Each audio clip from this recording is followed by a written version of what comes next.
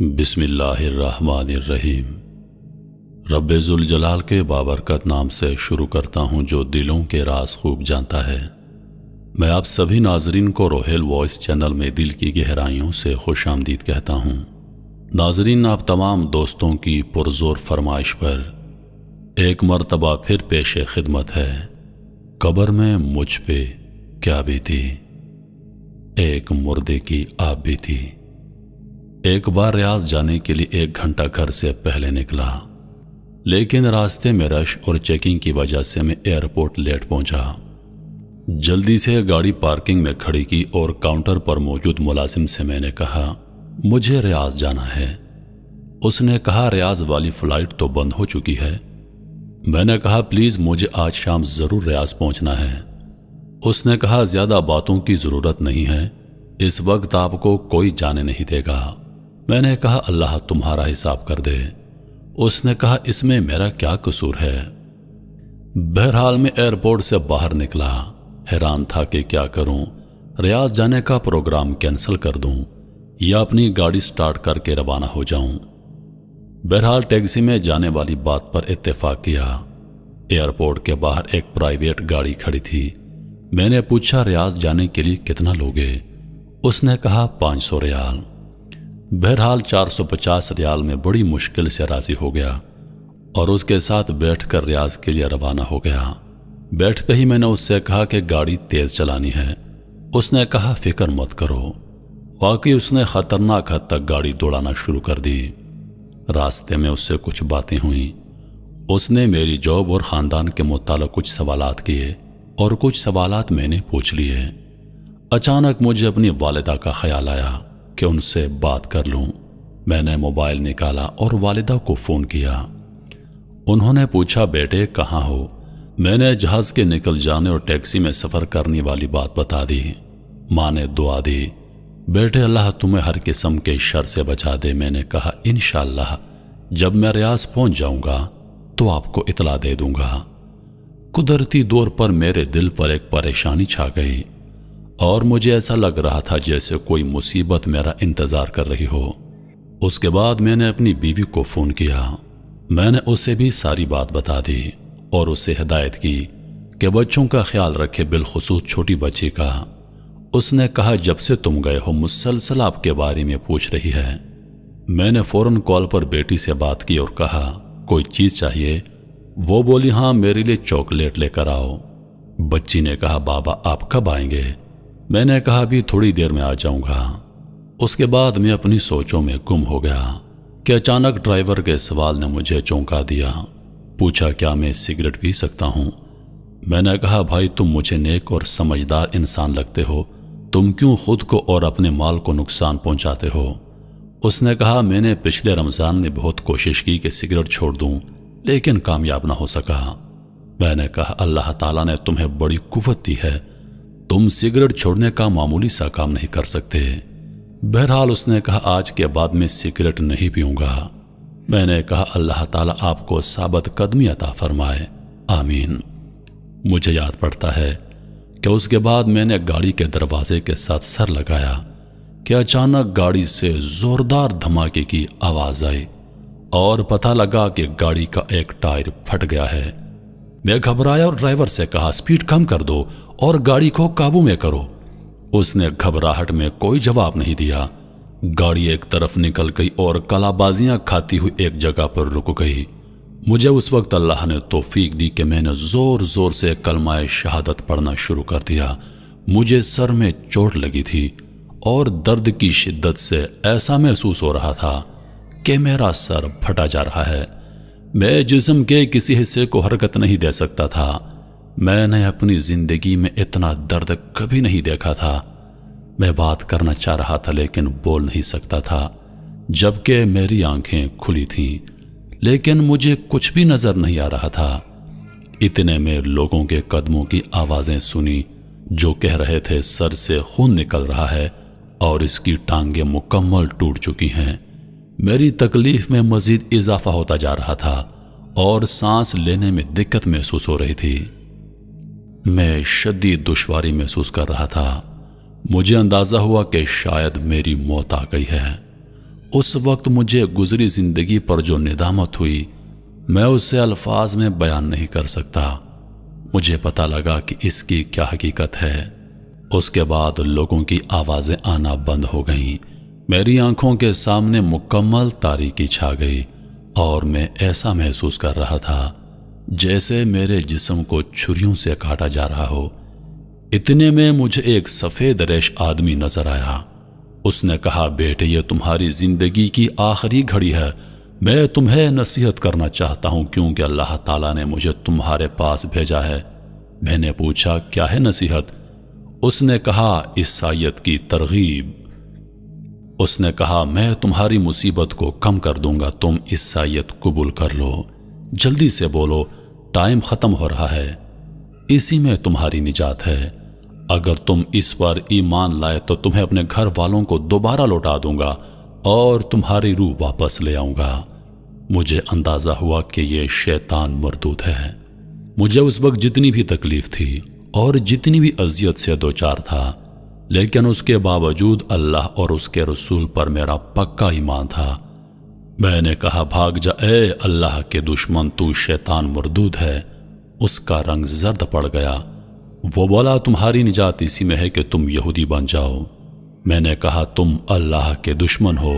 मैंने इस्लाम की हालत में जिंदगी गुजारी है और मुसलमान होकर मरा हूं। उसने कहा, ईसाईयत कबूल कर लो वरना मैं तुम्हारी मुसीबत और बढ़ा दूंगा और तुम्हारी रूह को कब्ज कर दूंगा। मैंने कहा, मौत तुम्हारे हाथ में नहीं है। जो भी हो, मैं इस्लाम की हालत में मरूंगा। इतने में उसने ऊपर देखा और देखते ही भाग निकला। मुझे लगा जैसे किसी ने उसे डरा दिया हो। अचानक मैंने अजीब किस्म के चेहरों वाले और बड़े बड़े जिस्मों वाले लोग देखे। वो आसमान की तरफ से आए और कहा, अस्सलाम वालेकुम। मैंने कहा, वालेकुम अस्सलाम। उसके बाद वो खामोश हो गए और एक लफ्ज न बोले। उनके पास कफन थे। मुझे अंदाजा हुआ कि मेरी जिंदगी खत्म हो गई। उनमें से एक बड़ा फरिश्ता मेरी तरफ आया और कहा, ए नेक रूह, अल्लाह की मग़फ़िरत और उसकी खुशनुदी की तरफ निकल आ। ये बात सुनकर मेरी खुशी का ठिकाना नहीं रहा। मैंने कहा, अल्लाह के फरिश्ते, मैं हाजिर हूं। उसने मेरी रूह खींच ली।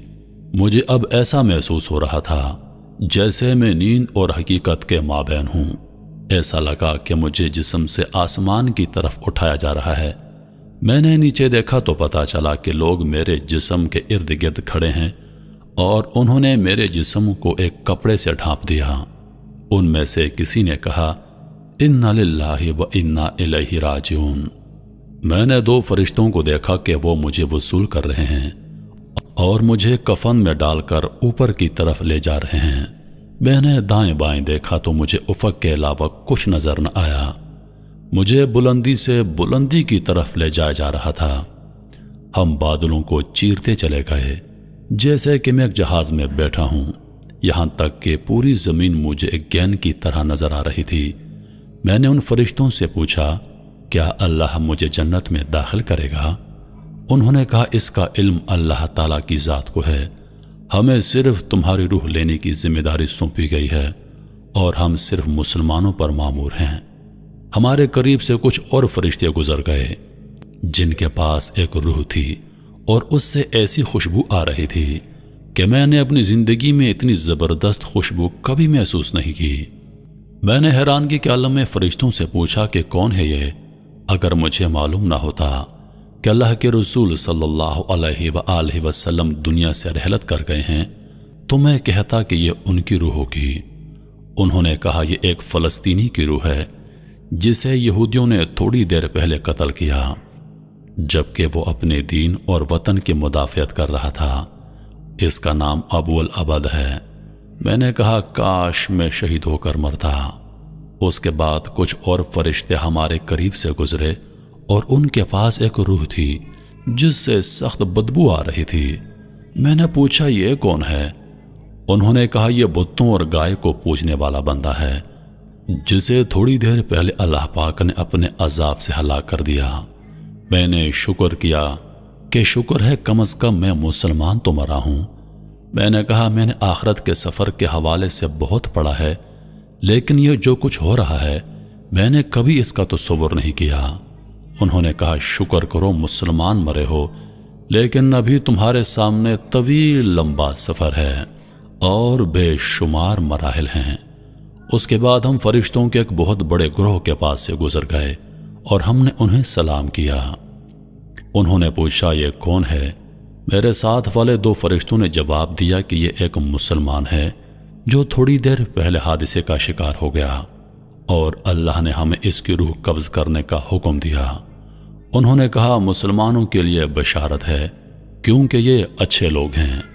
میں نے فرشتوں سے پوچھا یہ کون لوگ ہیں؟ انہوں نے کہا یہ وہ فرشتے ہیں جو آسمان کی حفاظت کرتے ہیں اور یہاں سے شیطانوں کو بھگاتے ہیں۔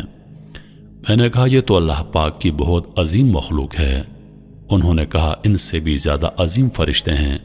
میں نے پوچھا کون ہیں وہ بولے جبریل اور عرش کو اٹھانے والے فرشتے، اور یہ سب مخلوق ایسی ہے کہ اللہ پاک کے حکم کی سرتابی نہیں کیا کرتے۔ وہ اللہ تعالیٰ کے دیے ہوئے کسی حکم کی نافرمانی نہیں کرتے اور جو حکم دیا جاتا ہے اسے بجا لاتے ہیں۔ اس کے بعد ہم مزید اوپر چڑھتے گئے یہاں تک کہ آسمانی دنیا پر پہنچ گئے۔ میں اس وقت خوف اور قرب کے عالم میں تھا کہ نامعلوم آگے کیا ہوگا۔ میں نے آسمان کو بہت بڑا پایا اور اس کے اندر دروازے تھے جو بند تھے، اور ان دروازوں پر فرشتے تھے جن کے جسم بہت بڑے تھے۔ 2 فرشتوں نے کہا السلام علیکم ورحمۃ اللہ، اور ان کے ساتھ میں نے بھی یہی الفاظ دہرائے۔ دوسرے فرشتوں نے جواب دیا وعلیکم السلام ورحمۃ اللہ وبرکاتہ، اور انہوں نے کہا رحمت کے فرشتوں اہلاً و سہلاً، یہ ضرور مسلمان ہوگا۔ میرے ساتھ والے فرشتے نے کہا ہاں یہ مسلمان ہے۔ انہوں نے کہا تم اندر آ سکتے ہو کیونکہ آسمان کے دروازے صرف مسلمانوں کے لیے کھلتے ہیں۔ کافروں کے بارے میں اللہ پاک کا حکم ہے کافروں کے لیے آسمان کے دروازے نہیں کھلیں گے۔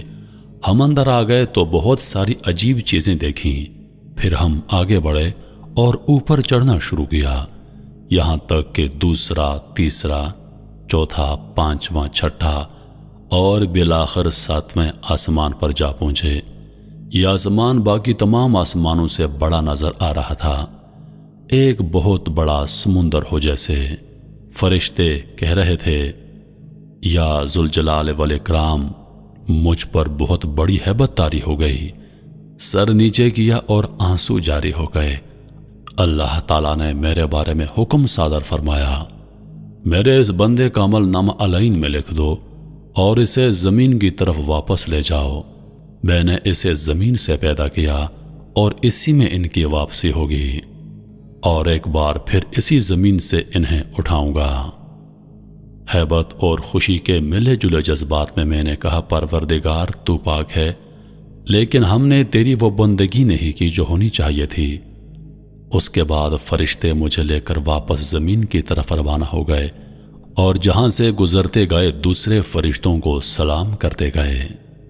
میں نے راستے میں ان سے پوچھا کیا میں اپنے جسم اور گھر والوں کے متعلق جان سکتا ہوں؟ انہوں نے کہا ہاں اپنے جسم کو عنقریب تم دیکھ لو گے، لیکن جہاں تک تمہارے گھر والوں کا تعلق ہے ان کی نیکیاں آپ کو پہنچتی رہیں گی، لیکن تم انہیں دیکھ نہیں سکتے۔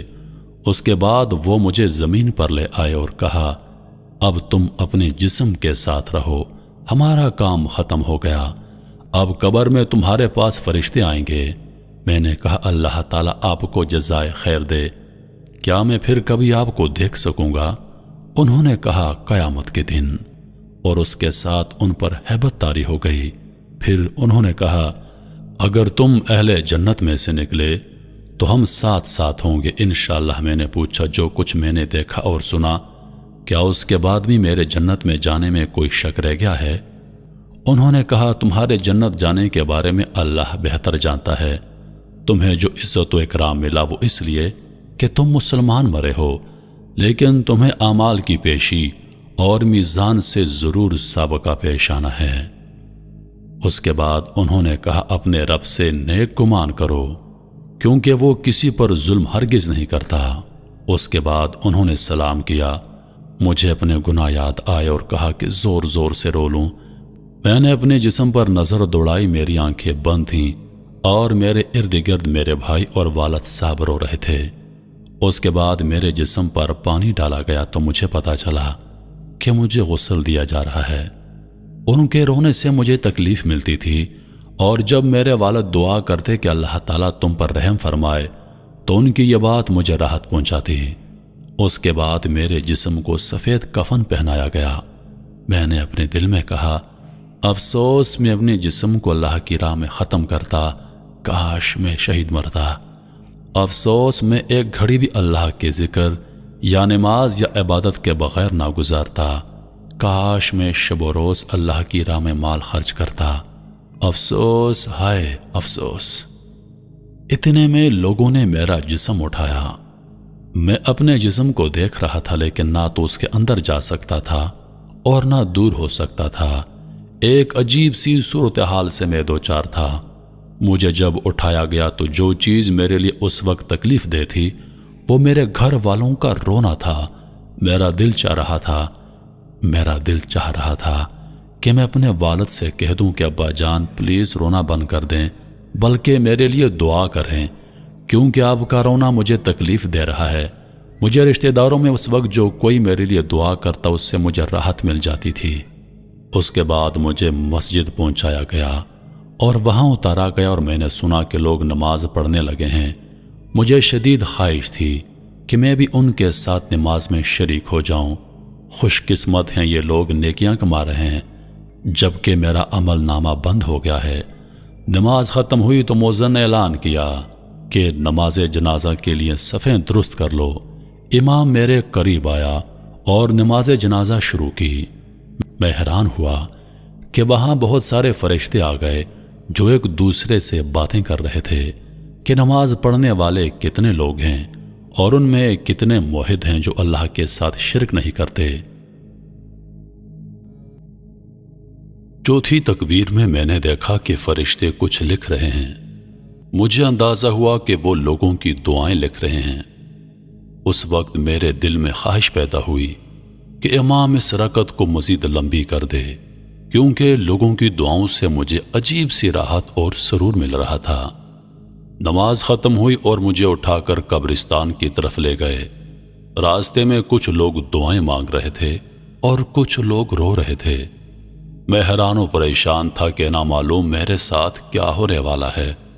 مجھے اپنے تمام گناہ اور غلطیاں اور ظلم اور جو غفلت کی گھڑیاں میں نے دنیا میں گزاری تھیں، ایک ایک چیز سامنے آ رہی تھی۔ ایک شدید ہیبت کا عالم تھا جس میں گزر رہا تھا۔ الغرض قبرستان پہنچا کر مجھے اتارا گیا۔ اس وقت مختلف قسم کی آوازیں سننے میں آئیں۔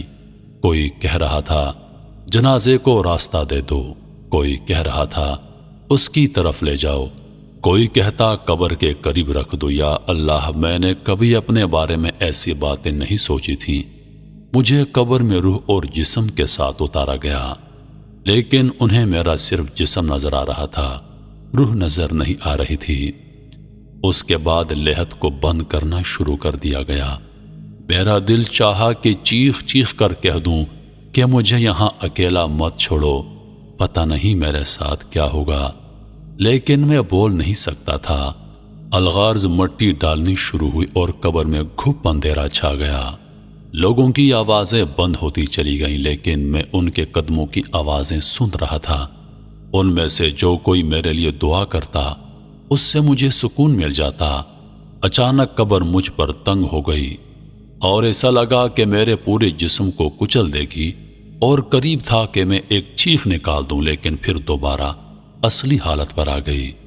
اس کے بعد میں نے ایک طرف دیکھنے کی کوشش کی کہ اچانک دو ہیبتناک قسم کے فرشتے نمودار ہوئے، جن کے بڑے بڑے جسم، کالے رنگ اور نیلی آنکھیں تھیں۔ ان کی آنکھوں میں بجلی جیسی چمک تھی، اور ان میں سے ایک کے ہاتھ میں گرز تھا۔ اگر اس سے پہاڑ کو مار دے تو اسے ریزہ ریزہ کر دے۔ ان میں سے ایک نے مجھے کہا کہ بیٹھ جاؤ، تو میں فوراً بیٹھ گیا۔ پھر اس نے کہا، من ربو کا، تمہارا رب کون ہے؟ جس کے ہاتھ میں گرز تھا وہ مجھے بغور دیکھ رہا تھا۔ میں نے جلدی سے کہا، ربی اللہ، میرا رب اللہ ہے۔ جواب دیتے وقت مجھ پر کپ کپی طاری تھی، اس لیے نہیں کہ مجھے جواب میں کوئی شک تھا بلکہ ان کے روب کی وجہ سے۔ پھر اس نے مزید 2 سوال کیے، تمہارا نبی کون ہے؟ تمہارا دین کون سا ہے؟ اور الحمدللہ میں نے ٹھیک جوابات دے دیے۔ انہوں نے کہا اب تم قبر کے عذاب سے بچ گئے۔ میں نے پوچھا کیا تم منکر و نکیر ہو؟ انہوں نے جواب دیا کہ ہاں، اور بولے اگر تم صحیح جوابات نہ دیتے تو ہم تمہیں اس گرز سے مارتے اور تم اتنی چیخیں نکالتے کہ اس سے زمین کی ساری مخلوق سن لیتی سوائے انسانوں اور جنوں کے، اور اگر جن اور انسان اسے سن لیں تو بے ہوش ہو جائیں۔ میں نے کہا اللہ کا شکر ہے کہ اس نے مجھے اس مصیبت سے بچا لیا۔ اس کے بعد وہ چلے گئے اور ان کے جانے سے مجھے قدر اطمینان حاصل ہوا۔ ان کے چلے جانے کے ساتھ ہی مجھے سخت گرمی محسوس ہوئی اور مجھے لگا کہ میرا جسم جلنے والا ہے، جیسے کہ جہنم سے کوئی کھڑکی کھولی گئی ہو۔ اتنے میں 2 اور فرشتے نمودار ہوئے اور کہا السلام علیکم۔ میں نے جواب دیا وعلیکم السلام۔ انہوں نے کہا ہم فرشتے ہیں، ہم قبر میں تمہارے اعمال تمہیں پیش کرنے آئے ہیں تاکہ قبر میں قیامت تک تمہیں اپنی نیکیوں کا جو بدلہ ملنا چاہیے وہ بدلہ مل جائے۔ میں نے کہا اللہ کی قسم جس سختی اور اذیت سے میں دوچار ہوں میں نے کبھی اس کے متعلق سوچا نہیں تھا۔ پھر میں نے پوچھا کیا میں ایک سوال کر سکتا ہوں؟ انہوں نے کہا کر لو۔ میں نے پوچھا کیا میں اہل جنت میں سے ہوں اور کیا اتنی ساری تکلیفیں جھیلنے کے بعد بھی میرے لیے جہنم کا خطرہ ہے؟ انہوں نے کہا تم ایک مسلمان ہو، اللہ اور اس کے رسول صلی اللہ علیہ وآلہ وسلم پر ایمان لائے ہو، لیکن جنت جانے کا علم ایک اللہ کے سوا کسی کو نہیں۔ بہرحال اگر تم جہنم چلے بھی گئے تو وہاں ہمیشہ نہیں رہو گے کیونکہ تم موحد ہو۔ یہ سن کر میری آنکھوں سے آنسو جاری ہو گئے اور میں نے کہا اگر اللہ نے مجھے دوزخ میں بھیج دیا تو پتہ نہیں میں وہاں کتنا عرصہ رہوں گا۔ انہوں نے کہا اللہ تعالیٰ سے امید رکھو کیونکہ وہ بہت کریم ہے، اور اب ہم تمہارے اعمال پیش کر رہے ہیں تمہارے بلوغت کے وقت سے تمہارے ایکسیڈنٹ کے وقت تک۔ انہوں نے کہا سب سے پہلے ہم نماز سے شروع کرتے ہیں کیونکہ کافر اور مسلمان کے مابین فرق کرنے والی چیز نماز ہے، لیکن فی الحال تمہارے سارے اعمال مولک ہیں۔ میں نے حیرانگی سے پوچھا میں نے اپنی زندگی میں بہت سارے نیک اعمال کیے ہیں، آخر میرے اعمال مولک کیوں ہیں؟ اور اس وقت جو میں اپنے جسم میں دنیا جہان کی گرمی محسوس کر رہا ہوں اس کی کیا وجہ ہے؟ انہوں نے کہا اس کی وجہ یہ ہے کہ تمہارے اوپر قرضہ ہے جو تم نے مرنے سے پہلے ادا نہیں کیا۔ میں رو پڑا اور میں نے کہا کیسے؟ اور یہ جو میرے اعمال مولک ہیں کیا اس کی وجہ بھی یہی ہے؟ میرا سوال ابھی پورا نہیں ہوا تھا کہ میری قبر میں اچانک روشنی آ گئی اور ایسی خوشبو پھیل گئی کہ اس جیسی خوشبو نہ میں نے اپنی زندگی میں کبھی سونگھی اور نہ مرنے کے بعد۔ اس روشنی سے آواز آئی السلام علیکم۔ میں نے کہا وعلیکم السلام۔ میں نے پوچھا تم کون ہو؟ اس نے کہا میں سورۃ الملک ہوں، میں اس لیے آئی ہوں کہ اللہ سے تیرے لیے مدد طلب کر دوں کیونکہ تم نے میری حفاظت کی تھی اور تمہارے رسول اللہ صلی اللہ علیہ وآلہ وسلم نے تمہیں بتا دیا تھا کہ جو کوئی سورۃ الملک پڑھے گا قبر میں وہ اس کے لیے نجات کا ذریعہ ہوگی۔ میں بہت خوش ہوا۔ میں نے کہا میں نے بچپن میں تمہیں حفظ کر لیا تھا اور میں ہمیشہ نماز اور گھر میں تیری تلاوت کیا کرتا تھا، مجھے اس وقت تمہاری اشد ضرورت ہے۔ اس نے کہا اس لیے تو میں آئی ہوں کہ اللہ تعالیٰ سے دعا کر لوں کہ وہ تمہاری تکلیف کو آسانی میں تبدیل کر دے، لیکن تم سے ایک غلطی ہوئی ہے کہ تم نے لوگوں کے قرضے ادا نہیں کیے۔ میں نے کہا نجات کا کوئی طریقہ ہے؟ اس نے کہا 3 باتوں میں سے کوئی ایک تمہارا مسئلہ حل کر سکتا ہے۔ میں نے جلدی سے کہا وہ کیا ہے؟ اس نے کہا پہلے یہ بتا دو کہ تم نے کوئی کاغذ لکھ کر چھوڑا ہے جسے دیکھ کر تمہارے ورثہ وہ قرضہ ادا کر دیں۔ ورثہ کا نام سن کر میرے آنسو نکل آئے۔ مجھے تمام گھر والے امی ابو بیوی بہن بھائی اور بچے یاد آئے۔ پتہ نہیں میرے بعد ان کا کیا حال ہوگا۔ میری چھوٹی بچی جس کے ساتھ میں نے چاکلیٹ کا وعدہ کیا تھا، اب کون اس کے لیے چاکلیٹ لے کر دے گا؟ میری بیوی کو لوگ بیوہ کہیں گے، کون ان کا خیال رکھے گا؟ سورۃ الملک نے پوچھا، لگ رہا ہے تم کوئی چیز یاد کر رہے ہو۔ میں نے کہا، مجھے اپنے اہل و عیال اور بچے یاد آئے کہ میرے بعد ان کا کیا حل ہوگا۔ سورۃ الملک نے کہا، جس نے انہیں پیدا کیا وہی روزی دے گا اور وہی نگہبان ہے۔ سورۃ الملک کی اس بات سے مجھے کافی تسلی حاصل ہوئی۔ اس کے بعد میں نے پوچھا، کیا میں جان سکتا ہوں کہ میرے اوپر ٹوٹل کتنا قرضہ ہے؟ سورۃ الملک نے کہا، میں نے فرشتے سے پوچھا تو اس نے بتایا کہ 1700 ریال۔ 1000 آپ کے دوست کے ہیں جس کا نام ابو حسن ہے اور باقی مختلف لوگوں کے ہیں۔ میں نے کہا، مختلف لوگ کون ہیں؟ اس نے کہا، دراصل بلوغت سے لے کر آخری دن تک تم سے کئی بار اس بارے میں کوتاہی ہوئی، اس طرح قرضہ بڑھ گیا ہے۔ مثلاً 5 ریال اس دکاندار کے ہیں جس سے آپ نے کوئی چیز خریدی تھی جبکہ آپ کی عمر 15 سال تھی۔ آپ نے اس سے کہا کہ پیسے کل دے دوں گا اور پھر آپ نے انہیں نہیں دیے۔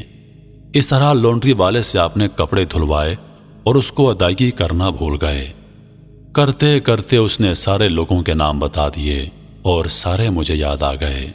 سورۃ الملک نے کہا کہ لوگوں کے حقوق کو معمولی سمجھنے اور ان سے تساہل برتنے کی وجہ سے بہت سارے لوگوں پر قبر میں عذاب ہوتا ہے۔ کیا تمہیں اپنے رسول اللہ صلی اللہ علیہ وآلہ وسلم نے خبر نہیں دی تھی کہ شہید کے اعمال روک لیے جائیں گے جب تک اس کا قرضہ ادا نہیں ہوا ہو؟ میں نے کہا، نجات کا کوئی طریقہ ہو سکتا ہے؟ اس نے کہا، پہلا حل تو یہ ہے جس کا قرضہ ہے وہ اپنا قرضہ معاف کر دے۔ میں نے کہا، ان میں سے اکثر تو ان قرضوں کو بھول گئے ہوں گے جس طرح میں بھول گیا تھا، اور ان کو میرے مرنے کی خبر بھی نہ ہوگی۔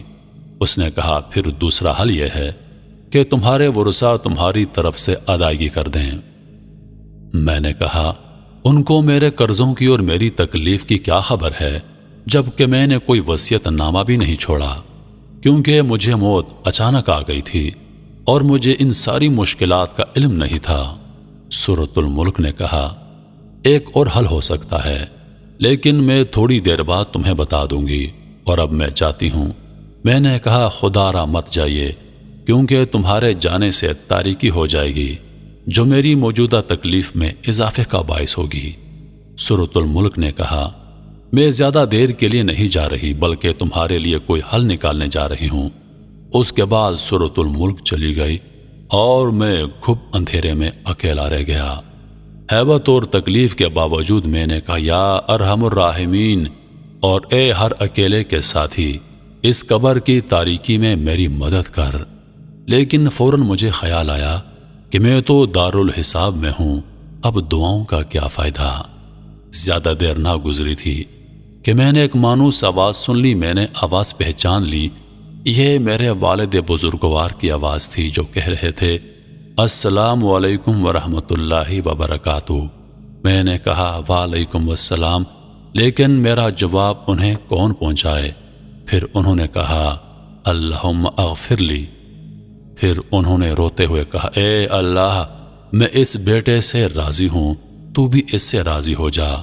میرے والد صاحب جب دعا مانگ رہے تھے تو دعا کے دوران ایک زبردست روشنی میری قبر میں آئی۔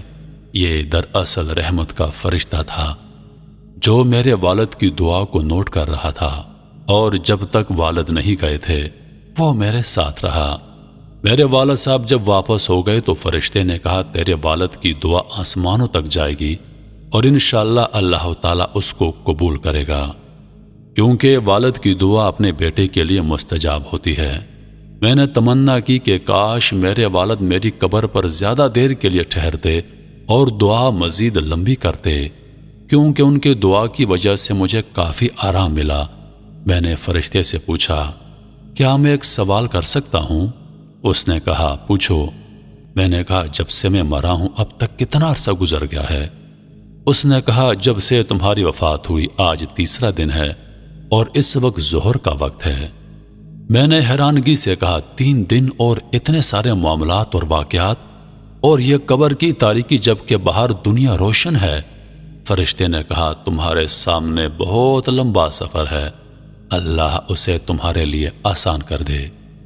میں اپنے آپ کو قابو نہ کر سکا اور رونے لگا، اور ایسا رویا کہ مجھے یاد نہیں پڑتا کہ میں کبھی زندگی میں اتنا رویا ہوں گا۔ میں نے دل میں سوچا کہ اتنا خطرناک سفر اور دنیا میں میری اس قدر اس سفر کے لیے غفلت۔ فرشتے نے جاتے وقت بتا دیا کہ قبر میں موجودہ روشنی تیرے والد کی دعا کی وجہ سے ہے، اور یہ اسی طرح رہے گی جب تک اللہ چاہے گا۔ مجھے پتا چلا کہ والد کا آنا میرے لیے باعث رحمت ہے۔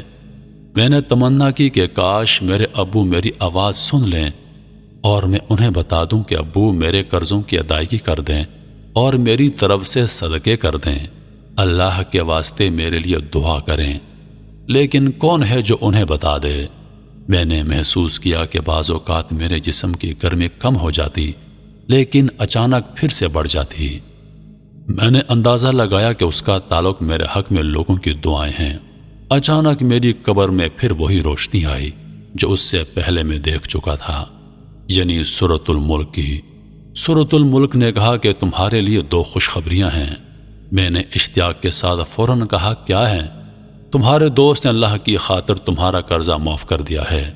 میں نے کہا اللہ تیرا شکر ہے، اور مجھے پتا تھا کہ میری گرمی کم ہو جانے کی وجہ شاید یہی تھی۔ میں نے کہا دوسری بشارت کیا ہے؟ اس نے کہا میں نے اللہ سے بہت درخواستیں کی لیکن انسانوں کے حقوق وہ معاف نہیں کرتا، البتہ اللہ نے ایک فرشتہ بھیج دیا جو تیرے رشتہ داروں میں سے کسی کو خواب میں آئے گا تاکہ وہ تمہارے قرضوں کے متعلق سمجھ جائیں۔ پھر اس نے پوچھا تمہارے خیال میں کون بہتر ہے، جس کو خواب میں فرشتہ کسی شکل کی صورت میں آئے اور پھر وہ اس کو سچا سمجھ کر قرض کی ادائیگی کر دے؟ میں نے اپنی امی کے بارے میں سوچا لیکن پھر سوچا کہ اگر اس نے مجھے خواب میں دیکھا تو رونا شروع کر دے گی اور خواب کی تعبیر نہیں سمجھ سکے گی۔ پھر میں نے تمام رشتہ داروں کے متعلق سوچا اور جو بندہ مجھے بہتر لگا وہ میری بیوی تھی، کیونکہ وہ ہمیشہ خوابوں کو اہتمام دیا کرتی تھی۔ میں نے کہا میری بیوی اگر مجھے خواب میں دیکھ لے تو ہو سکتا ہے وہ اس کی تعبیر سمجھ جائے۔ سورۃ الملک نے کہا میں متعلقہ فرشتے کو اطلاع دیتی ہوں اور اللہ سے دعا کرتی ہوں کہ وہ آپ کی مشکل کو آسان کر دے۔ اس کے بعد سورۃ الملک چلی گئی اور میری قبر میں بدستور وہ روشنی باقی تھی جو میرے والد کی دعا کی برکت سے آئی تھی۔ میں انتظار کرتا رہا جیسے کہ جیل کے اندر ہوں۔ مجھے ٹائم کا کوئی اندازہ نہیں تھا کیونکہ یہاں گھڑی نہیں تھی، نہ نماز، نہ کھانا پینا، نہ کوئی اور مصروفیات۔ دعائیں مانگنا اور ذکر و اذکار بھی بیکار۔ بعض اوقات لوگوں کے قدموں کی آوازیں سن لیتا تو اندازہ کر لیتا کہ شاید کسی کا جنازہ ہے۔ بعض اوقات لوگوں کے ہنسنے کی آوازیں آ جاتی تو مجھے تعجب ہوتا، ان کو اندازہ نہیں کہ ہم کس صورتحال سے دوچار ہیں۔ کافی وقت گزرنے کے بعد اچانک میرے جسم کی گرمی بڑھنی شروع ہو گئی اور میں چیخنے لگا تھا۔ ایسا لگ رہا تھا جیسے میں ایک تندور کے اندر ہوں۔ میرے خوف میں اضافہ ہوتا جا رہا تھا، لیکن پھر اچانک گرمی کم ہونی شروع ہو گئی، یہاں تک کہ بالکل غائب ہو گئی۔ سمجھ میں نہیں آ رہا تھا کہ ایسا کیوں ہو جاتا ہے۔ اس کے بعد ایک بار پھر سورۃ الملک کی روشنی آئی اور مجھے کہا تمہیں مبارک ہو۔ میں نے کہا وہ کیسے؟ اس نے کہا خوابوں کا فرشتہ تمہاری بیوی کو خواب میں گیا اور تمہاری بیوی نے خواب میں تمہیں ایک سیڑھی پر چڑھتے دیکھا اور دیکھا کہ 7 سیڑھیاں باقی ہیں اور تم پریشان کھڑے ہو کیونکہ آگے نہیں چڑھ سکتے۔ پھر وہ فجر کی نماز سے پہلے اٹھی، تمہاری یاد میں روئی اور صبح ہوتے ہی ایک عورت سے رابطہ کیا جو خوابوں کی تفسیر کرتی ہے، اور اس نے اپنا خواب سنایا۔ اس عورت نے کہا کہ بیٹی تمہارے شوہر قبر میں تکلیف میں مبتلا ہیں کیونکہ اس پر کسی کا 700 ریال کا قرضہ ہے۔ تیری بیوی نے پوچھا کس کا قرض ہے اور ہم کیسے ادا کریں؟ اس نے کہا مجھے معلوم نہیں، اس بارے میں علماء سے معلوم کرو۔ پھر تیری بیوی نے ایک شیخ کی اہلیہ سے رابطہ کیا اور اسے ساری بات بتا دی تاکہ وہ شیخ سے جواب پوچھ لے۔ الغرض شیخ نے کہا کہ میت کی طرف سے صدقہ کر دے، ہو سکتا ہے اللہ تبارک و تعالیٰ اسے قبول کر کے میت کا عذاب ہٹا دے۔ تیری بیوی کے پاس سونا تھا جس کی قیمت 4000 ریال تھی، اس نے وہ سونا تیرے والد کو دے دیا۔ اور تیرے والد نے ان کے ساتھ کچھ رقم مزید لگا کر صدقہ کر دیا اور یوں تیرا مسئلہ حل ہو گیا۔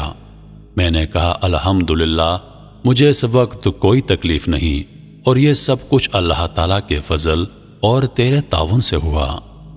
سورۃ الملک نے کہا اب اعمال والے فرشتے تمہارے پاس آ جائیں گے۔ میں نے پوچھا کیا اس کے بعد بھی میرے لیے کوئی خطرہ ہے؟ اس نے کہا سفر بہت لمبا ہے، ہو سکتا ہے اس میں کئی سال لگ جائیں، لہٰذا اس کے لیے تیار رہو۔ کئی سال والے جواب نے میری پریشانی میں مزید اضافہ کر دیا۔ سورۃ الملک نے کہا بہت سارے لوگ صرف اس وجہ سے قبروں میں عذاب جھیل رہے ہیں کہ وہ بعض باتوں کو معمولی سمجھتے تھے، جبکہ اللہ کے نزدیک وہ معمولی نہیں ہیں۔ میں نے کہا مثلاً کون سے اعمال؟ اس نے کہا بہت سارے لوگوں پر قبروں میں اس لیے عذاب ہے کہ وہ پیشاب سے نہیں بچتے اور گندگی کی حالت میں اللہ کے سامنے کھڑے ہوتے تھے۔ اس طرح چغلی، چوری، سود اور مال یتیم کی وجہ سے بہت سارے لوگوں پر عذاب ہو رہا ہے۔ پھر اس نے کہا کہ کچھ لوگوں پر عذاب قبر اس لیے ہے تاکہ قیامت آنے سے پہلے ان کا کھاتا صاف ہو جائے، اور کچھ لوگوں پر قیامت تک عذاب رہے گا اور پھر جہنم میں ڈال دیے جائیں گے۔ میں نے کہا اللہ تعالیٰ کی سزا سے بچنے کی کوئی سبیل ہے؟ سورۃ الملک نے کہا کہ عمل نامہ تو تمہارا ختم ہو چکا ہے، البتہ 3 کام ایسے ہیں جو تمہیں اب بھی فائدہ پہنچا سکتے ہیں۔ میں نے پوچھا وہ کیا ہیں؟ اس نے کہا اہل و عیال کی دعا اور نیک عمل۔ اس کے علاوہ کوئی کام اگر تم نے دنیا میں کیا ہے جو انسانوں کے لیے نفع بخش ہو، مثلاً مسجد کی تعمیر کی ہو، تو اس سے تم مرنے کے بعد بھی مستفید ہوگے۔ اس طرح اگر علم کی نشر و اشاعت میں تم نے حصہ لیا ہو تو وہ بھی تمہارے لیے نفع بخش ہے۔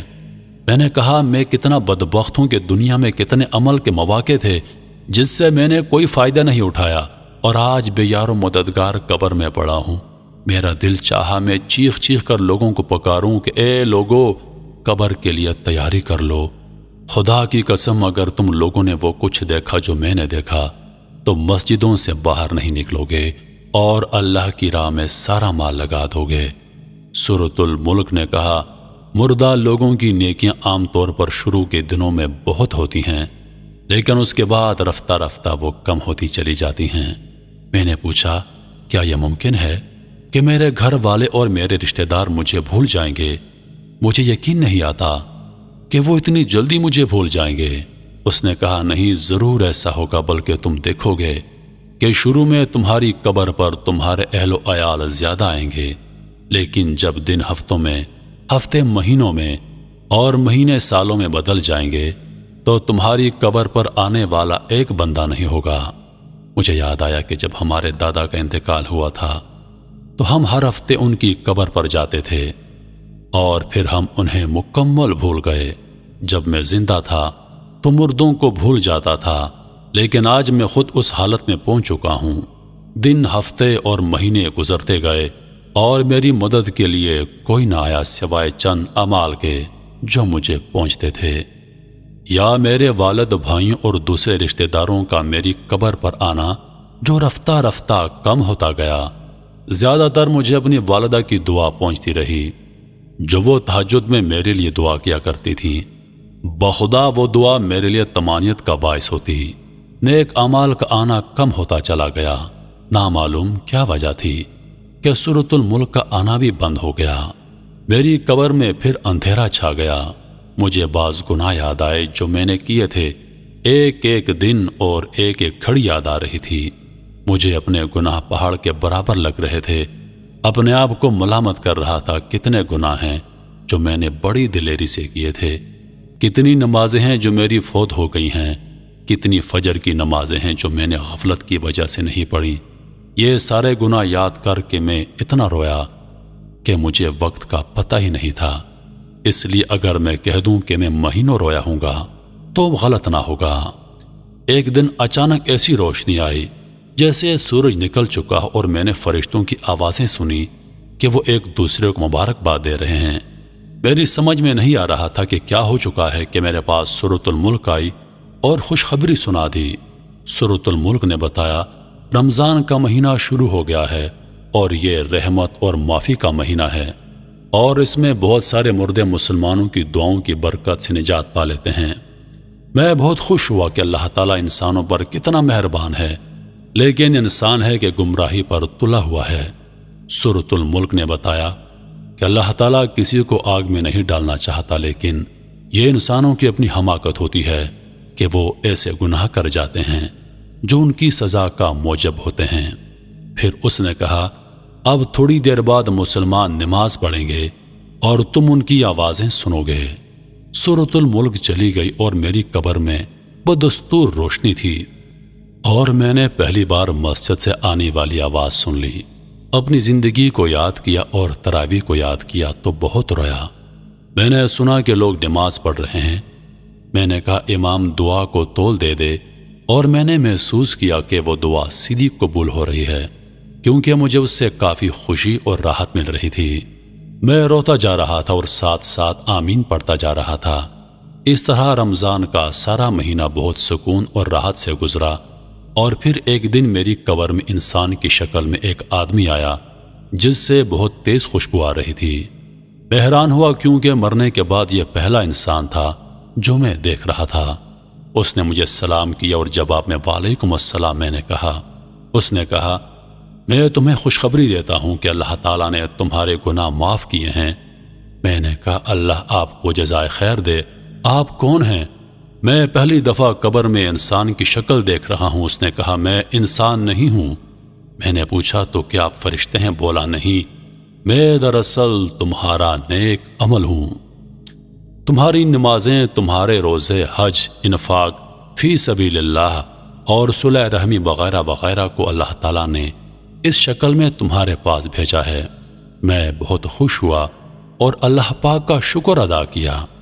میں نے پوچھا، تم اتنے لیٹ کیوں آئے ہو؟ اس نے کہا، تمہارے گناہ اور تمہارے قرضے میری راہ میں رکاوٹ تھے، اور جب اللہ تعالیٰ نے معافی کا اعلان کر دیا تو میرے لیے راستہ کھل گیا۔ میں نے پوچھا، تو کیا اس معافی کے بدلے میں اللہ تبارک و تعالیٰ مجھے جنت دے گا؟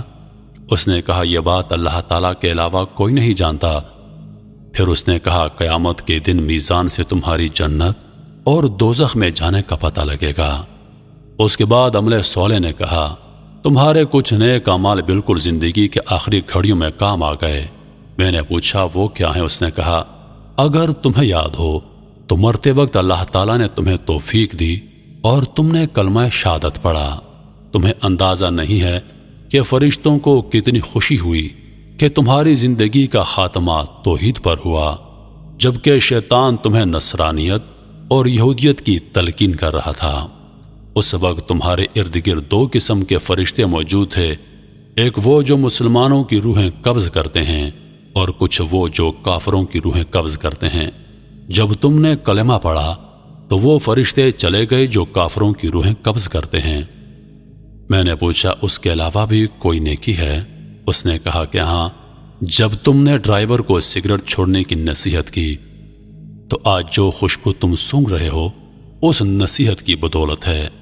اس کے علاوہ اپنی والدہ کو تمہاری قول اور اس کے ساتھ جو بھی تم نے باتیں کی، اللہ تعالیٰ نے ہر بات کے بدلے تمہارے لیے نیکیاں لکھ دی۔ مجھے یاد آیا جو باتیں میں نے والدہ سے کی تھیں، مجھے پتا ہوتا تو میں ان باتوں میں گھنٹہ لگا دیتا۔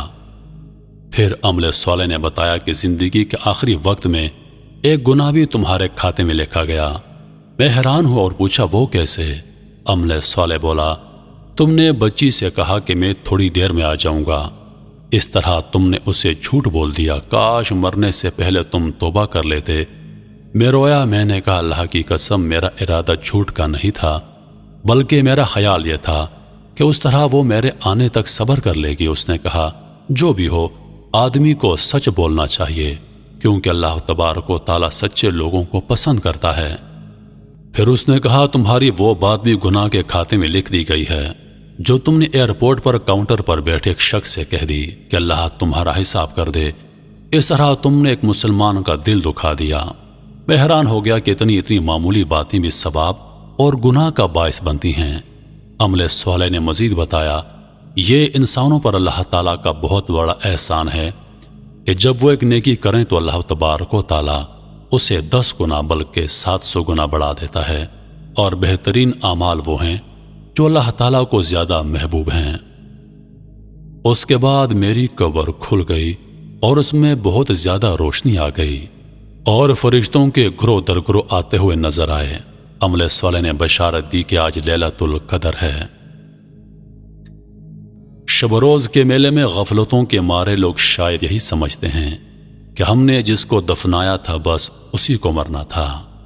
ذرا سوچئے، یہ کہانی عبرت کے لیے لکھی گئی ہے، لیکن احادیث مبارکہ کے بیان کے عین مطابق ہے۔ کیا اس کہانی کے سننے کے بعد بھی ہم آخرت کے لیے فکر مند نہیں ہوں گے؟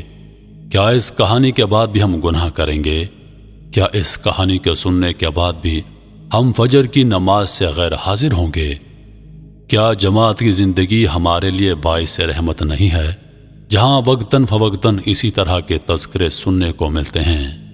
عزیز دوستو، اپنا محاسبہ کیجئے، سوچئے، کیونکہ ہم نے مرنا ہے اور انہی صورتحال سے دوچار ہونا ہے۔